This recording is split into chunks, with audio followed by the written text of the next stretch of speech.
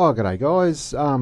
Obviously haven't done a harness preview in a while, but with the Tassie Cup meeting being on, I thought I might jump into one. Have to admit it's not a card I'm overly enthused on from a punting perspective. I've actually only had 2 bets in early markets as well, which probably sums it up best. So anyway, 10 races, so we'll jump into it straight away. So we've got the Tabcorp markets here. The first, we've got a 6:22 start. This is a consolation of the Eric Rees, which is for 4-year-old and older COC1s. So pretty mediocre lot, if truth be told, without sounding too disparaging. The favourite obviously holds the key to the race. It's his name, Tassie Cavallo, I'll go with. $1.20 is probably about right. If you just look at the other 4, I doubt either of them will break 60 for their last half. So, but if you're going to launch into $1.20, you probably don't want a horse who made as many mistakes as it did at its previous start. So, probably the ultimate look-on race. Guys Delight probably leads early. Yeah, but actually, if you want to have a bet, if you can get on with one of those places that bets in margins, maybe back Tassie Cavallo to win by 10 metres plus. As if it does put everything together, it might run home in 58 and win by 15 metres, but yeah, just probably wasting a bit of time there. The second is the Eric Rees final.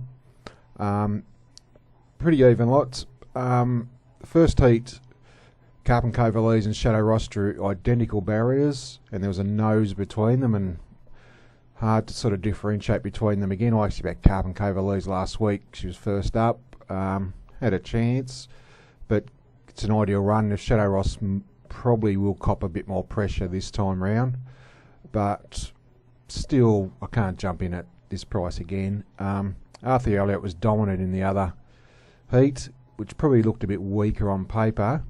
And it is a bit of a tricky draw as he's been going back in his races. So, Delightful Journey was okay in the heat at $31. And there's one here, Only a Myth, with Ricky Duggan jumping on. Horses, obviously. The amount of horses he jumps on for the first time that improve, unbelievable. I think we're getting $31. So, probably might be the roughier than I've actually got the replay here. So it's got the black and gold checks colours. So drew barrier 7 here, widest horse. So all the way back to last. Here's the favourite drawn immediately inside it, Arthur Elliott. So you see still last, Arthur Elliott's still in front. Arthur Elliott beats it dominantly. So we'll just go back a little bit. So we can see here, pull out from last and actually loses the back of Arthur Elliott. So he's out 4 wide now.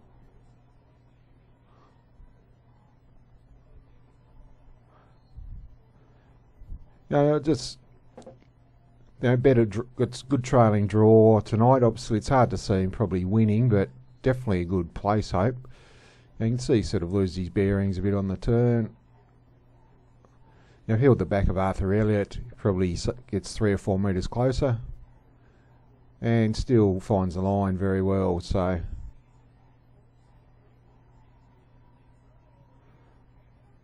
think if you've taken $2.80 that to win, you'd be happy to probably going to cop $6 or $7. Only a Myth to run a drum, so it doesn't seem the worst bet in the world. So especially with the Ricky Duggan jumping on, I think it might be the one at odds on the night worth a play. The third is the Tasmanian Oaks, which is this year back to 2,090 metres. It was formerly always over the staying trip. I think it's a pretty good move as well. This is probably one of the few early bets I've had. I actually backed Enchanted Stride at $2.30. She's actually into sort of odds on now. Yeah, $1.75. If you're going to take $1.75, you probably want to be convinced it's going to lead. Spoil Sport drawn inside does have very good gate speed as well.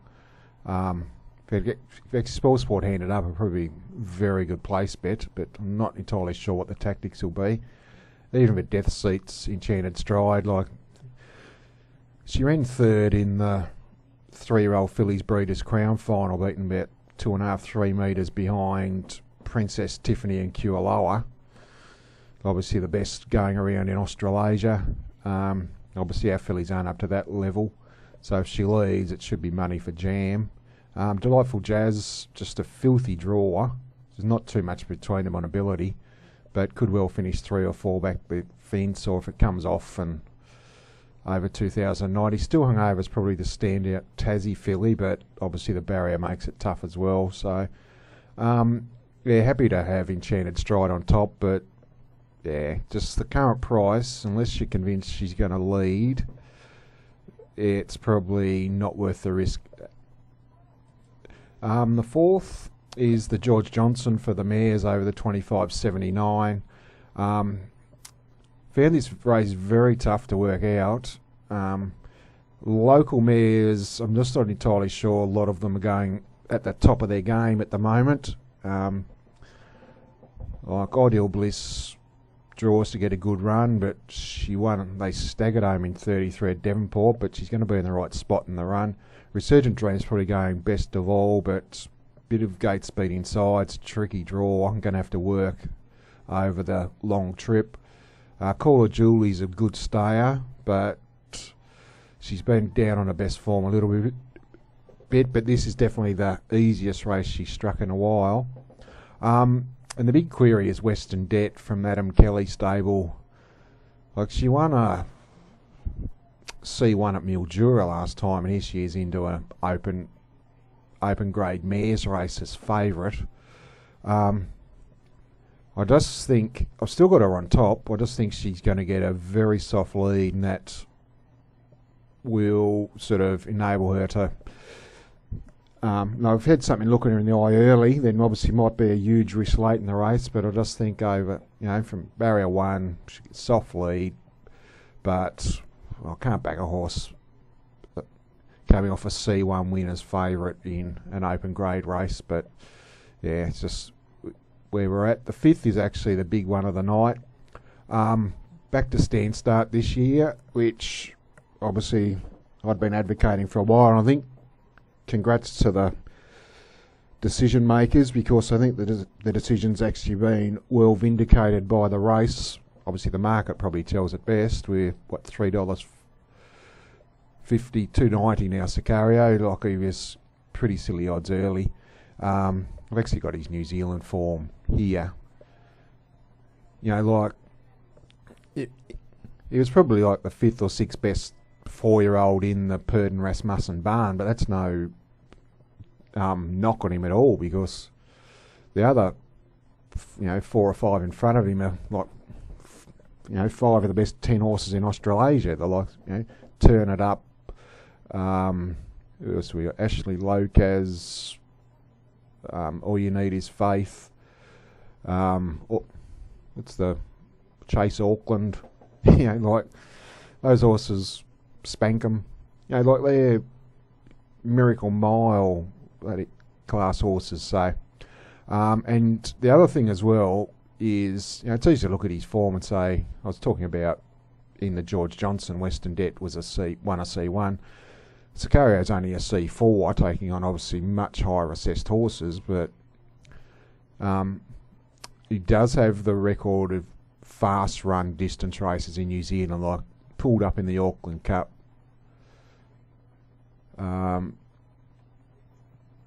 And obviously stand start here as well of 2700 behind Turn It Up, Ashley Locas, and the one thing here is that a lot of these horses aren't proven over the staying trip, and you see a lot of these that they win shorter races on speed, but when they're truly run over the staying trip, of the locals, 2 clear standouts, not giving away any secrets here, Scooter Rev and Harjeet, both exceptional staying types as well. Like Scooter's same family as Jada Rose and Jada Sun, other great stayers like that. And Harjeet, like he's won these type of races by big margins in the past. Star Chamber's another one who does go very well in these truly run distance races. So wouldn't totally rule him out. Shelby Bromack Wardan in the market. They're if they get the right run, like on the, because the one thing about these truly run distance races, being on the fence is a huge advantage. So not totally discounting them. Do have that slight distance concern with both. And Resurgent Spirit's the other one who's super honest and great record on this track and won the heat, obviously. So we might have a look at the two heat runs, which were totally different. So I'll just actually cue them up. Alright, so what's the first heat? Won by Scooter Will Rev. It's these, you can just see like he's second run in 2 months, sort of month between both of them, so he's going to be greatly improved. To $5. And he wasn't really asked to do much. He just sees Scooter's in barrier, he's got the dark blue colours, in the middle begins safely, but surely usually begins safely. He could have charged through and found the lead here, but just let the others go and then worked around to the front. Harjeet just sneaking through here. So Scooter's worked around to the front. So we'll watch the last. So on Rowan Hadley's, he's just sitting waiting for Harjeet. We might just go back a little bit actually and watch Harjeet. So you can see Harjeet's on the back of Jack Stella, who was like third favourite in the race. Wasn't the worst thing in the world, and he's probably lost 15 metres here. He shuffled all the way back to last. If the 3-wide horse in front of him probably should have been there, he would be sort of 15 metres in front of where he is now. And you see like Rowan Hadley's just waiting for Scooter. He's just looking over his shoulder. He could have dropped the others around him a long time ago, but you can see Harjeet, there's no doubt. They should have run first and second by about 50 metres in this race. So, he just keeps finding the line, Harjeet. You can see he's just nice and cold on Scooter. There's plenty left in the tank here with Scooter, so. But no doubt Harjeet should have got a lot closer. But if he loomed up down the back, then Scooter would have gone for him earlier, so. Whilst it's easy to say he lost 15 metres, Scooter probably had an extra 15 up his sleeve as well. So obviously from that race they're the only two. The other heat, Shelby Bromack was in it, so we'll just click on him. To line up the front. They did go very slowly in this race and sprint home, which results in a bunch finish. So you can see Sicarios began fairly here. You've got Star Chamber out the back. So actually sorry, I'm a bit sort of disjointed there. So we'll just go to the start, which is obviously important. We've got Wardan and Shelby Bromack. So you can see Shelby Bromack straight into a pace and Wardan crossed it to lead. So settled 1-2.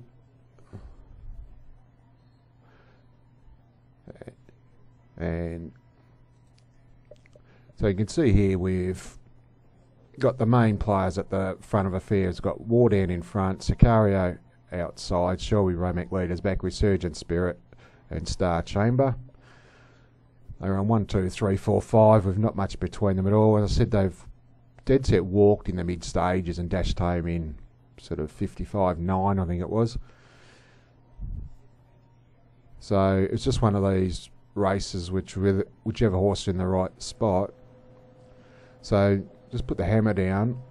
Now Shelby Bromack does go a bit rough at the top of it as it goes back to the sprint lane, so did look disappointing, but you've got to take that into account as well. You just see a bit rough there. And Resurgent Spirit was in the right spot, and here's old Star Chamber. Yeah, I just think from that race, the one I really did like the run of Sicario, first up in the state. I just think if it's just got beaten a bit for pure speed late. I think if it's a true staying test, he'll show out.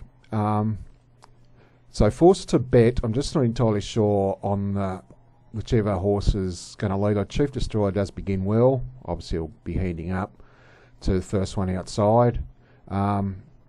If Scooter leads, you'll win. Pretty confident about that. Do think Sicario's a worthy favourite though, because there's doubts on, like if Scooter can hold the 4 and the 5 early to be first outside Chief Destroyer. And Harjeet, I just think, forced to have a bet in the race with question marks. Current prices, like I couldn't take 350 Scooter or 290 Sicario. I just think Harjeet each way. Good, great record over the trip. It's going to be truly run. I just, when you're not confident, you don't want to be launching into. You want to be more confident the horse is going to win if you're going to be taking 5-2 or 2-1. So that's where I'm at in the Cup. It's sort of not an opinion, but it's probably verifies the race that it's an opinion race, which is always good. If it was a mobile, you'd be a totally different market. And it's obviously been evident in the last few years where just being dominated by odds-on favourites. So great decision back to the stand. The 6th is Tasmania Cup for the stand, also over the distance. Couple of heats of this as well.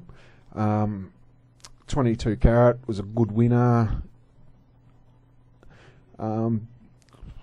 Obviously, the other heat was pretty bunch finish. They were all in, so there wasn't much between them. First heat was Swap Me, Give Me the Night. Can't think who the other horse was who ran.